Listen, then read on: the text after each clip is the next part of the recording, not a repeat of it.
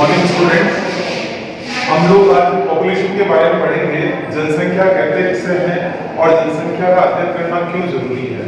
सबसे पहली चीज ये आती है, पॉपुलेशन हम इसलिए पढ़ते हैं कि किसी भी राष्ट्र का विकास, वहाँ की उन्नति, वहाँ का सक्सेस टोटल डिपेंड करता है जनसंख्या पे कि जनसंख्या वहाँ किस प्रकार की है।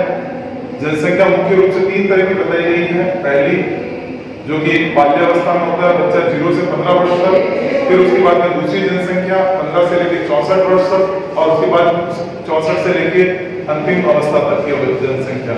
पहली जनसंख्या बाल्यावस्था के अंतर्गत आती है। ये जनसंख्या कार्यशील जनसंख्या नहीं होगी।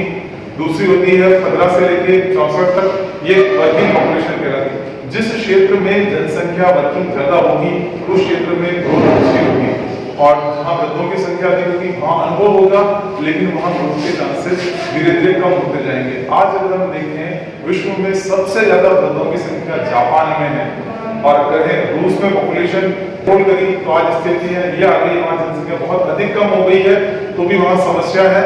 और भारत और चाइना जैसे देशों में जहाँ जनसंख्या बहुत अधिक बढ़ गई है तो भी समस्या है। यदि जनसंख्या अगर बहुत कम होगी तो भी राष्ट्र का विकास बराबर नहीं हो पाएगा, और बहुत अधिक होगी तो भी विकास नहीं हो पाएगा। आज हम जनसंख्या से संबंधित कुछ महत्वपूर्ण बिंदुओं पर डिस्कस करेंगे।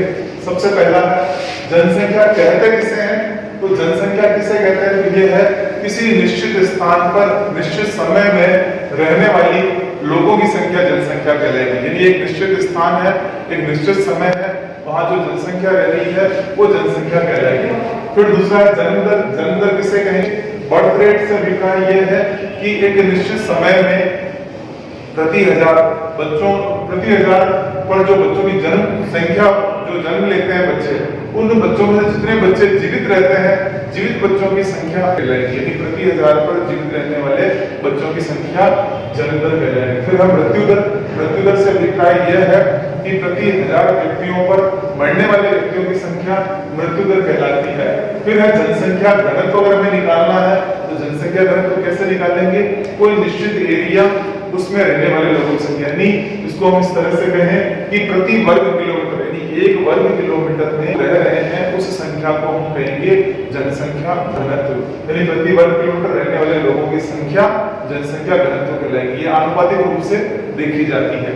फिर है जनसंख्या का गणितीय घनत्व। इससे अभिप्राय यह है किसी भी क्षेत्र की जनसंख्या और भूमि के क्षेत्रफल का पॉपुलेशन कितनी है और वहाँ लैंड कितना है, इसके बीच में जो रेशियो होगा, जो अनुपात होगा, वो कहलाएगा गणितीय घनत्व।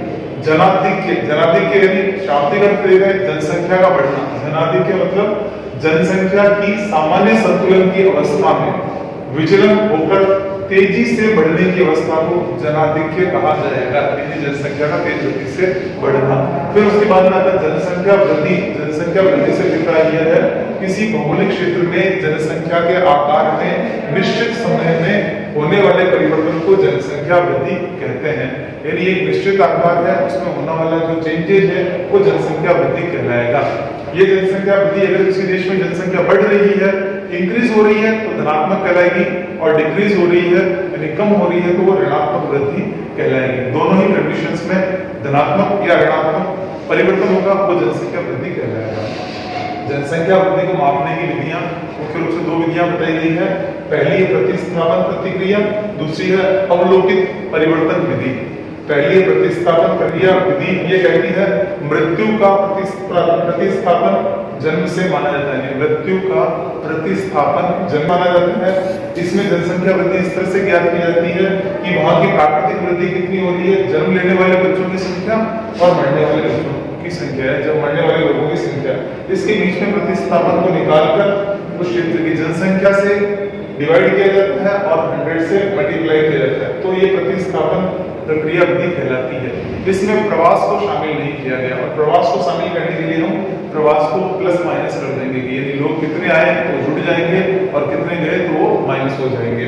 फिर दूसरी विधि है अवलोकित परिवर्तन विधि।